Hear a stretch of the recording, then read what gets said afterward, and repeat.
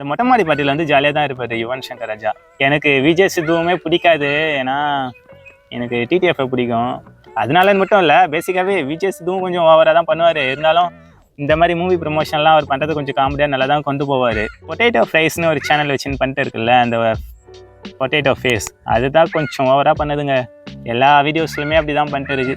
இப்போ ஒருத்தரை பற்றி இன்டர்வியூ எடுக்கணுன்னாக்கா விஜயெல்லாம் என்ன பண்ணுவாங்க, அவங்கள பற்றி என்ன ஏதுன்ட்டு பேசிக்காக அவங்களுடைய பேக்ரவுண்ட் எல்லாமே ஆராய்ச்சி பார்த்து என்ன பண்ணியிருக்காங்க, எது பெஸ்ட்டாக இருந்திருக்கு எல்லாமே பார்த்து தான் இன்டர்வியூ எடுப்பாங்க, கொஸ்டின் கேட்பாங்க. அது எவ்வளோ கொஸ்டின்னு எடுத்து வச்சுருந்துருக்கோம், நோட் பண்ணி வச்சுருந்துருக்கோம். அதெல்லாம் பண்ணுறாங்க தான், ரிசர்ச் பண்ணி தானே கொஸ்டின்லாம் ரெடி பண்ணுறீங்க. அப்போ அவங்களுக்கு தெரியாதா, அவர் படத்தில் வர பாட்டு, அவர் ஒரு படத்தில் பண்ண ஃபேமஸான பாட்டு, அதை லிரிக்ஸ் வந்து தெரியாதான், ஆனால் வைப்பு மட்டும் பண்ணுவாங்களாம். அப்புறம் நிறையா பண்ணியிருப்பாங்க, நிறையா யுவனை பற்றி கொஞ்சம் கலாய்க்கிற மாதிரிலாம் பேசியிருப்பாங்க. அவருமே ஜாலியாக பண்ண தான் எடுத்துன்னு இருந்திருப்பாரு. ஆனால் இது கொஞ்சம் ஓவராக பண்ண மாதிரி தான் இருக்குது. எனக்குமே அந்த இடம் கொஞ்சம் கஷ்டமாக தான் இருந்துச்சு.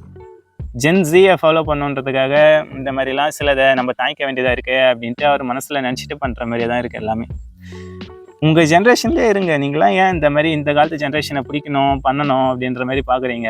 யுவன்லாம் என்ன மாதிரி ஆள் தெரியுமா, எப்படிலாம் பாட்டு போட்டார் தெரியுமா? அவர்லாம் ட்ரக்குங்க, மியூசிக் ட்ரக். அவரை வந்து இப்படி கலாய்ச்சது எனக்குமே கொஞ்சம் பிடிக்கல, கொஞ்சம் காண்டாக தான் இருந்துச்சு. நிறைய இன்டர்வியூ ஓரளவு கொஞ்சம் நல்லா தான் பண்ணோம். இது என்ன தெரில, இவர் இன்டர்வியூ கொஞ்சம் ஓட்டி விட்ட மாதிரியே தான் இருக்குது.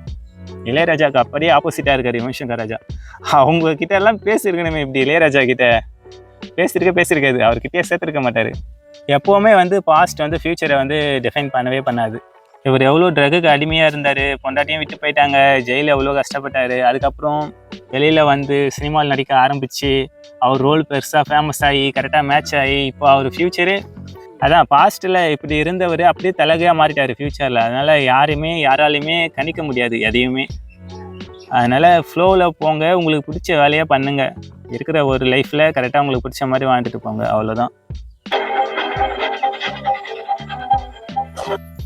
பார்த்தீங்களா இல்லையா, ஹாலிவுட் ஆக்டருங்க தனுஷ். எனக்கு வந்து இந்த அவெஞ்சர்ஸ்லாம் சின்ன வயசுலேருந்தே பிடிக்கும். அந்த படம் வந்ததுலேருந்து பார்த்துன்னு இருக்கேன். நான் காலேஜ் டைம்லேருந்து தான் பார்க்க ஆரம்பித்தேன்.